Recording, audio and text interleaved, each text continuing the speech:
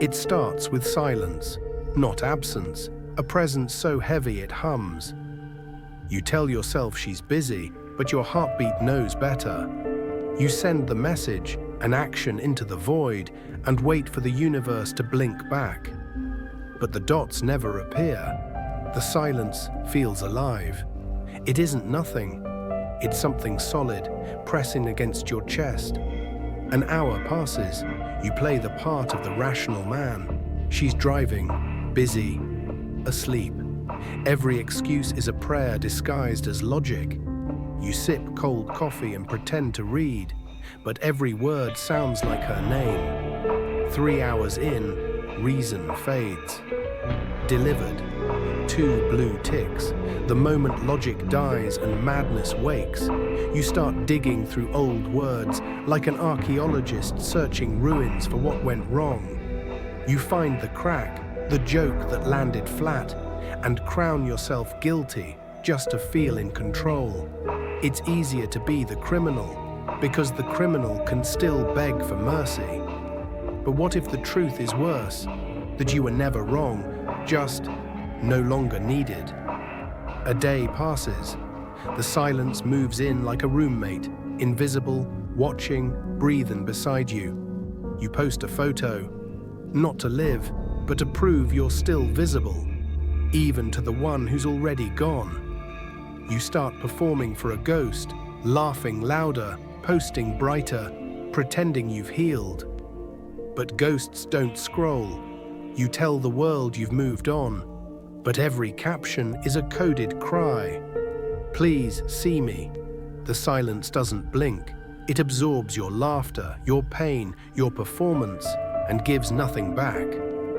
A week passes. You don't speak her name, but she lives in every empty space. You check her last scene. You see her online at 3 a.m. And suddenly, your mind builds a man. He's funnier, calmer, better, everything you were trying so hard to be. You feed the illusion because pain still feels like proof of love. You type messages that never see daylight. Your notes app becomes a graveyard of unsent feelings. Then one night, weakness wins. You send it. A single, "Are you okay?" The phone glows across the room. He can't look, pacing like a man awaiting execution. Then the verdict comes, 2 blue ticks, side by side, cold eyes, staring. She saw your crack up and answered it with silence.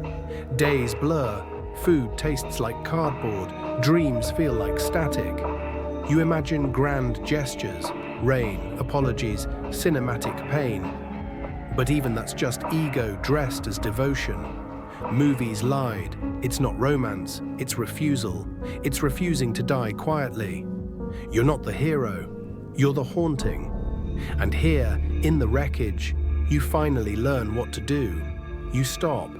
You stop digging, checking, begging. You start breathing again. You accept the silence as the final sentence. Not a comma, not a pause, a period. You grieve the version of yourself that still waited. You let the ache pass through instead of building a house inside it. You mute her, archive her, not in anger, in mercy. You apply the tourniquet. You stop the bleeding by letting go of what caused it. And the you she ignored, you bury him quietly. A new self wakes up. He isn't waiting. He isn't performing. He breathes. Not for her, not for anyone, just to exist. It's the hardest thing in the world, to let the silence win. But when you do, the silence becomes just air again. You turn it off. For real this time, the world hums again. The silence breathes, and it's finally yours. Some mornings still hurt, not because of her, but because your body remembers the ritual of missing. Healing isn't linear. It's a storm pretending to be a sunrise. You don't chase the quiet anymore. You build within it. You begin speaking softly to yourself, like someone finally worth listening to. Every scar becomes architecture. Every ache becomes instruction. You stop being the story that happened to you. You start being the one you write next. You start noticing small things again, the hum of life returning in whispers. You no longer wish she'd come back. You just hope she finds peace too.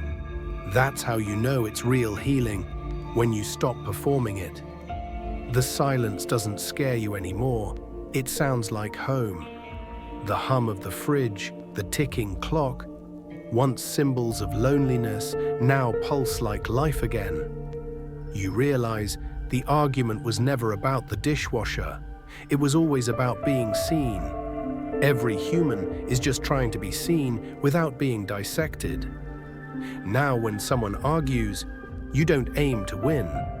You aim to understand what pain built their tone. You speak slower.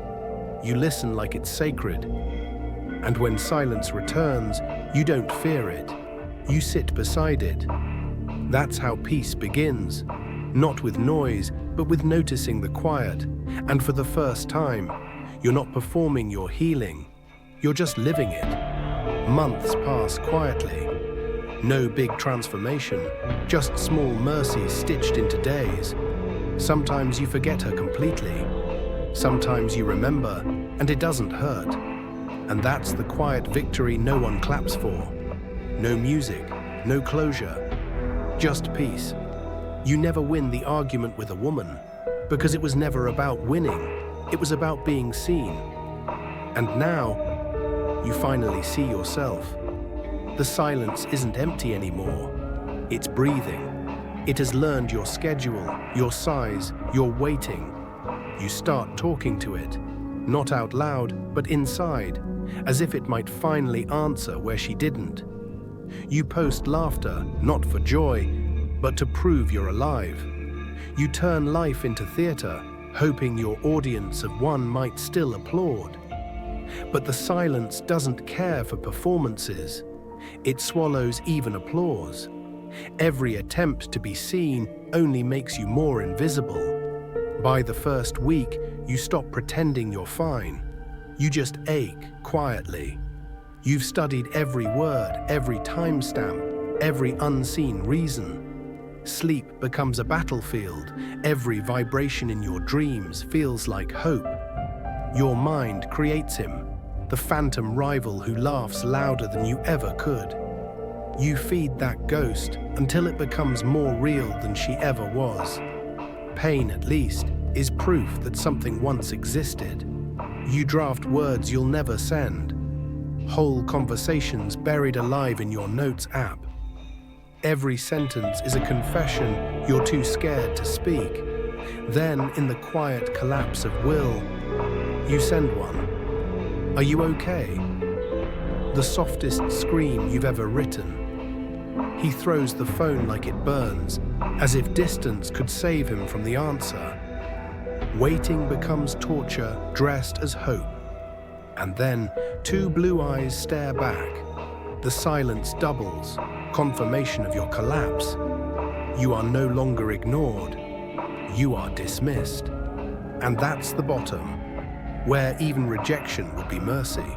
You realize there's no reply coming, only the echo of your own messages. Food turns to ash. Sleep turns to static. Days blur. You think of grand gestures, the cinematic lie of chasing love through rain. But passion without permission is just intrusion. You're not the hero of this movie. You're the ghost haunting it. So what do? Nothing. But not the kind of nothing that waits, the kind that releases. You stop digging for reasons and start burying the past, because the silence itself is the answer. It says everything words could not. Acceptance feels like death, but it's actually rebirth wearing grief's disguise. You grieve the ghost version of yourself, the one who waited by the phone. Let the phantom hurt. It's proof you're still human. You delete the reminders, not to erase her, but to rescue yourself. You're not erasing love, you're applying a tourniquet. The man she ignored must die so you can be born again without her name inside you. This is the hardest art, to stop painting someone into your future. You let the silence win, and in doing so, you finally lose her completely. He turns off the phone, the last heartbeat of what was. The world hums again. Refrigerator, wind, breath, life returns its rhythm. The silence is no longer a monster, it's just air, neutral, harmless. And in that emptiness, he finds something unexpected: peace.